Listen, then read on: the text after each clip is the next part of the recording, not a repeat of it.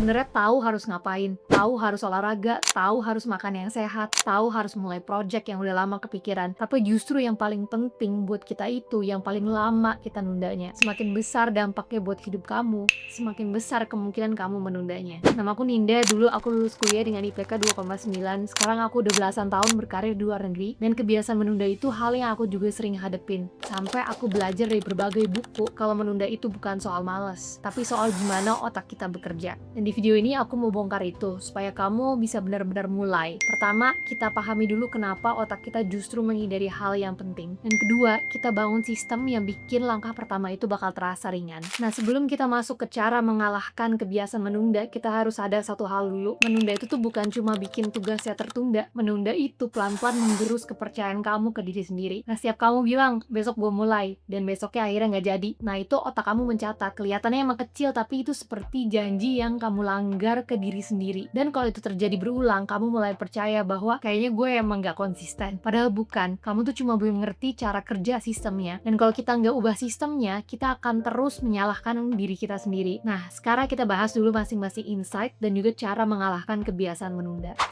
Mulai dari yang pertama, berhenti lihat gunung, lihat langkah berikutnya. Nah, jujur nih, sebelum channel ini jalan, aku tuh sebenarnya udah kepikiran lama banget memulai. Aku udah punya tripod, aku udah setup meja, bahkan aku pernah tekan tombol record. Terus akhirnya aku matiin lagi. Karena di kepala aku tuh cuma satu pikiran, kalau ini jelek gimana? Nah, yang bikin aku nunda tuh bukan teknisnya, yang bikin aku nunda adalah bayangan hasil akhirnya. Nah, di buku Getting Things Done dijelasin bahwa otak kita tuh nggak bisa memproses tugas yang terlalu besar dan abstrak. Nah, kalau sesuatu terasa seperti gunung, otak ngeliatnya tuh jadi kayak ancaman. Dan begitu terasa seperti ancaman, kita tuh cenderung akhirnya jadi menghindar. Sebenarnya secara literal nih juga relate banget sama pengalaman pribadi waktu aku sempet naik gunung. Kalau selama perjalanan aku tuh selalu melihat ke atas, kayak ke puncak gunung, mental kita tuh jadi akhirnya down duluan. Jadi akhirnya tuh aku fokus ke jalanan yang persis di depan aku, yang basically persis ke tiap langkahnya. Nah, balik ke konteks waktu aku mau bikin YouTube channel. Aku tuh gak nanya ke diriku gimana caranya berhasil. Aku mempertanyakan langkah berikutnya apa. Ya, bikin skrip, buka kamera, ya, rekam, editing, upload. Akhirnya tuh semakin konkret, semakin kecil rasa takutnya. Tapi walaupun udah kecil, kadang tuh tetap berat. Nah, kenapa?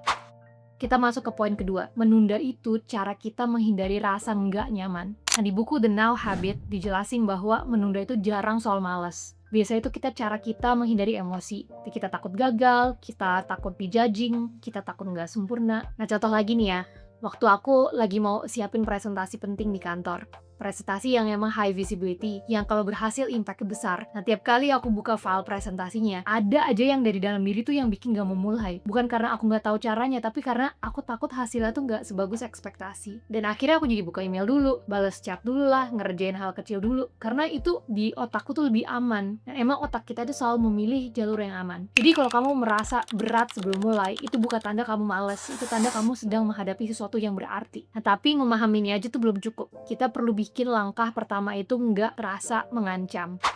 Nah, poin ketiga ini adalah otak selalu memilih yang menyenangkan. Kerjaannya ngebosenin, padahal sebenarnya bukan itu masalahnya. Masalahnya kamu punya pilihan yang jauh lebih menyenangkan. Ya handphone lah, Instagram, YouTube, email, notifikasi yang gak berhenti. Otak kita tuh akhirnya bekerja berdasarkan perbandingan. Kalau kamu lagi di ruangan gelap, cahaya kecil bakal terasa terang. Tapi kalau kamu lagi di bawah matahari, cahaya itu gak kelihatan apa-apa. Sama seperti kerjaan. Bukan karena kerjaan itu membosankan, tapi karena handphone kamu itu jauh lebih menarik dan bisa menghibur secara instan. Jadi tentunya otak kita tuh jadinya memilih handphone. Otak selalu memilih yang paling cepat memberi kesenangan. Dan selama kamu punya jalan kabur, ini akhirnya otak akan memilihnya. Nah, makanya kadang solusi paling sederhana tuh bukan menambah motivasi, tapi mengurangi pelariannya. Tutup notifikasi, taruh handphone di ruangan lain, kerja di meja kosong, bikin kerjaan jadi satu-satunya pilihan yang tersisa. Nah, karena kalau nggak ada pelarian, kerjaan tuh akan terasa jauh lebih menarik dibandingin nggak melakukan apa-apa. Dan ini bukan soal disiplin ya, ini soal mendesain lingkungan. Nah, tapi walaupun kamu udah tutup jalan kaburnya, kadang tetap aja langkah pertama itu kerasa berat banget. Disinilah kita perlu mempermudahnya lagi. Nah, yang keempat, kecilkan sampai otak nggak merasa terancam. Di Atomic Habits, James Clear bilang, kalau mau membangun kebiasaan, turunin sampai versi 2 menitnya. Ketika langkahnya kecil, otak nggak melihatnya sebagai ancaman besar. Dan kalau ancamannya kecil, penolakannya juga kecil. Tapi seringkali 2 menit ini cuma membuka pintu untuk menjaga momentum yang kita harus naik sedikit. By the way, kalau kamu relate sama topik ini, coba tulis pendapat atau cerita kamu di comment section ya, biar kita bisa saling belajar. Nah, yang kelima, gunakan 5 menit untuk mengubah arah energi.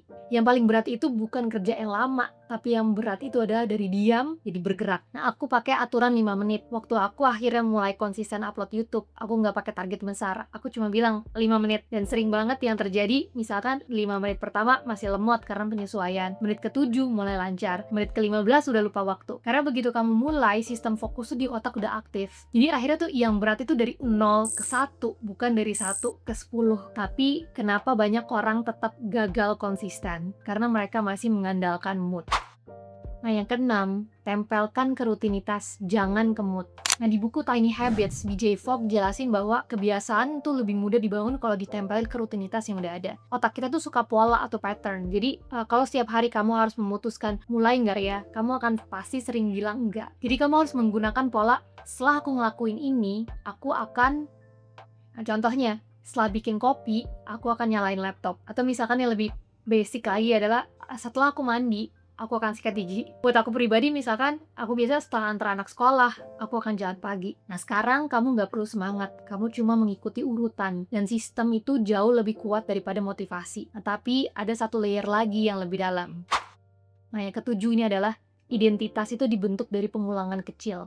Nah, di Atomic Habits juga ada satu ide penting. Setiap tindakan kecil memberi bukti kamu itu orang seperti apa. Nah, kalau kamu sering menunda, otak kita tuh jadi belajar, ini orang yang menghindar. Kalau kamu sering mulai meskipun dengan skala kecil, otak kita jadi belajar, ini orang yang bergerak. Nah, dulu aku pikir aku orang yang gampang nunda, ternyata bukan. Aku cuma orang yang belum tahu cara mempermudah langkah pertama. Dan begitu aku mulai mempermudahnya, perlahan aku jadi orang yang lebih sering mulai. Dan itu mengubah karirku juga, membuat channel ini jadi ada, dan mengubah cara aku melihat diri sendiri. Nah, sekarang aku mau kamu pikir sebentar, apa satu hal yang udah lama kamu tunda? Kalau kamu terus menunda 6 bulan lagi, hidup kamu tetap sama apa enggak? Dan kalau kamu mulai 5 menit hari ini, versi kamu 6 bulan lagi akan beda nggak? Nah, karena kita nggak butuh motivasi besar, kita cuma butuh berhenti kabur. Nah, di awal aku bilang, semakin besar dampaknya buat hidup kamu, semakin besar kemungkinan kamu bakal menundanya. Nah, sekarang kamu tahu kenapa? Karena otak kamu itu mau melindungi kamu dari rasa takut. Tapi kalau kamu terus memilih aman, hidup kamu tuh akan tetap di ukuran yang sama. Jadi yang kamu hindari itu mungkin bukan tugasnya, tapi versi dirimu yang lebih besar. Jadi jangan tunggu siap, tentuin langkah-langkah kecil, hindari distraction, bikin apapun langkah itu jadi versi 2 menitnya. Mulai 5 menit, tempelkan ke rutinitas. Karena perubahan besar jarang dimulai dari langkah besar. Biasanya dimulai dari satu langkah kecil yang kamu lakukan hari ini. Guys, kalau kamu mau join komunitas aku gratis dan dapetin template gratis untuk bantu kamu bangun kebiasaan baru, klik aja link di deskripsi. Nanti kamu akan diminta isi email buat dapetin update dari komunitasku dan akses template-nya. Jangan lupa pas file template-nya kebuka di Google Sheets, sebelum dipakai,